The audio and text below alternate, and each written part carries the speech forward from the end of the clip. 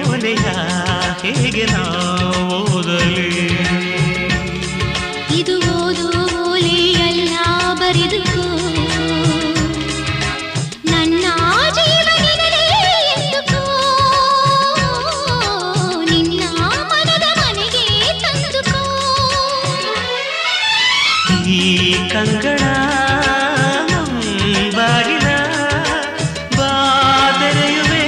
ಬಂದು ನೀ ಸೇರಿಕೋ ಓ ಮೇಘವೇ ಮೇಘವೇ ವಂದನೆ ಸಂಧಾನದ ಪಾತ್ರಕ್ಕೆ ವಂದನೆ